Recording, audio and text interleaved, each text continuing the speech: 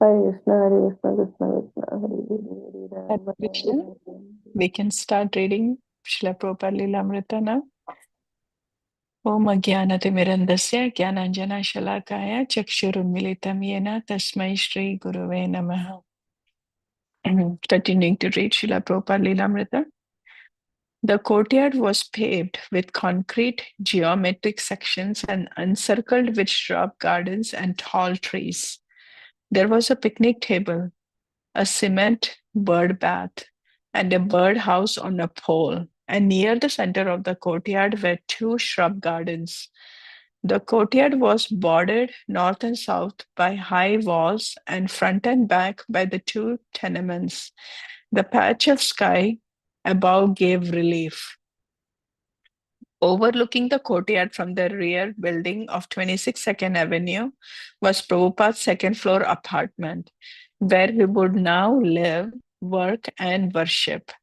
With help from his Bowery friends, he had cleaned and settled into his new home. In the back room, his office, he placed against one wall a thin cushion with an elephant print cover, and in front of the cushion, his unpainted metal suitcase, which served as a desk. He had set his typewriter on the desk and his papers and books on either side. This became his work area. His manuscripts bundled in saffron cloth, his stock of Srimad Bhagavatams, and his personal effects he kept in the closet opposite his desk. On the wall above his sitting place, he hung an Indian calendar print of Lord Krishna. Krishna, as a youth, was playing on his flute with a cow close behind him. Lord Krishna was standing on the planet Earth, which curved like the top of a small hill beneath his feet. There were two windows on the east wall, and the dappled morning sunlight filtering in through the fire escape fell across the floor. The next room was bare except for a fancy coffee table, which became Prabhupada's altar. Here he placed a framed picture of Lord Chaitanya and his associates. On the wall, he hung an Indian calendar print of four-armed Lord Vishnu and Anantashesha, the celestial snake. And as in the Bowery loft, he put up a clothesline. Both rooms were freshly painted, and the floors were clean hardwood parquet. The bathroom was clean and serviceable, as was the narrow furnished kitchen. Prabhupada would sometimes stand by the kitchen window, gazing beyond the courtyard wall. He had moved here without any prospects of paying the next month's rent. Although Carl, Mike, Carol, James, Bill, and others had encouraged him to move here, some of them now found it a little inconvenient to visit him regularly. But they all wished him well and hoped new people would come here to help him. They felt that this location was the best, and he seemed more comfortable here. At the Paradox, Bill would spread the word of Swamiji's new address. The lower side has a history of change and human suffering as old as New York. 300 years before Prabhupada's arrival, it had been part of Peter Stuyvesant's estate. Today's landmark of Tompkins Square Park had been a salt marsh known as Stuyvesant's Swamp. The Lower East Side first became a slum in the 1840s when thousands of Irish immigrants, driven by the Irish potato famine, came and settled. 2 decades later, the Irish became the image of the America to the next immigrants, the Germans, who gradually grew in numbers to become the largest immigrant group in New York City. Next came East European Jews, Poles, and Ukrainians. And by 1900, the Lower East Side had become the most densely populated Jewish ghetto in the world. But in the next generation, the ghetto began to break up as Jews moved to the suburbs and economic advancement. Next, the Puerto Ricans thronged in hundreds of thousands in the 1950s, immigrating from their island poverty or moving in from East Harlem.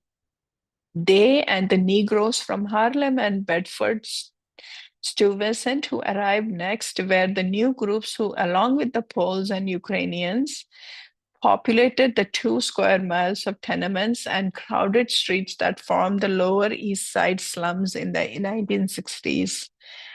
Then, only a few years before Prabhupada's arrival, a different kind of slum dweller had appeared on the Lower East Side. Although there have been many sociological and cultural analysis of this phenomenon, it remains ultimately inexplicable why they suddenly came. Like a vast flock of birds swooping down, or like animals in a great instinctual migration, and why, after a few years, they vanished.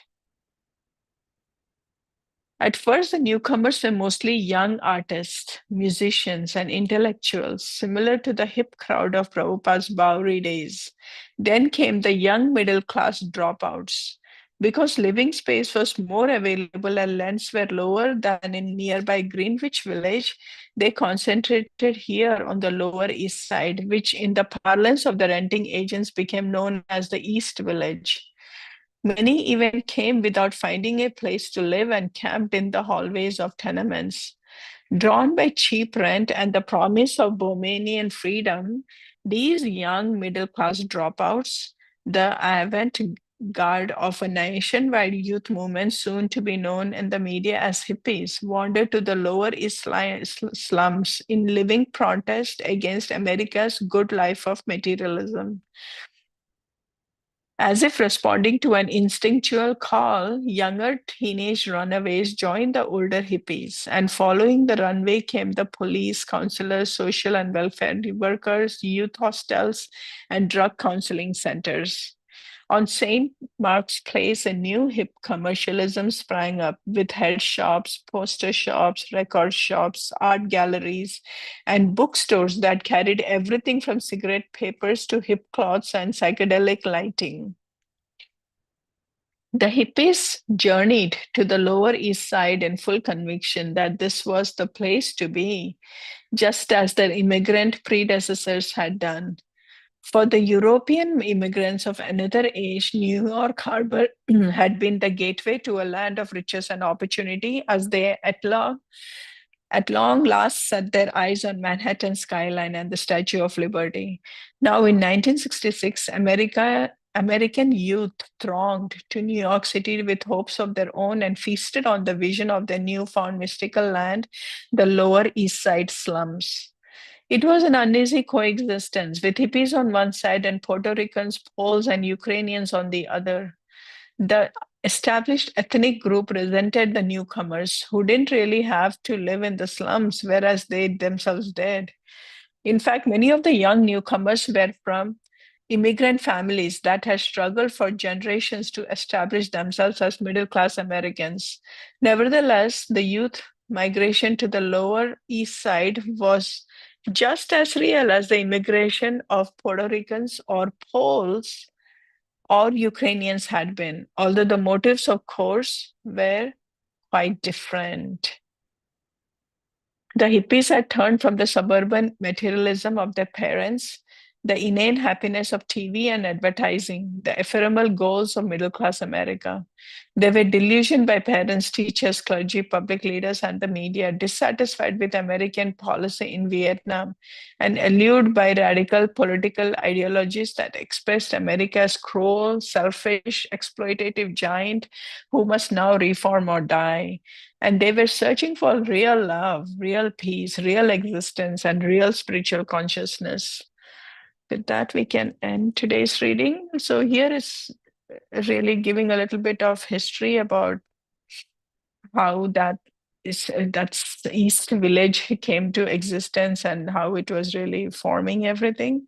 And now we can see that Srila Prabhupada is already settled into the very popular, right? The Matchless Gift. That's the place right now. Srila Prabhupada is in 22nd Avenue, and now he's just going to start his place, and we'll see how things continue. But then, as when he's moving, looks like he doesn't even have money to pay the next month's rent because everybody supported him. He's here right now, so it will be nice to see how things continue here and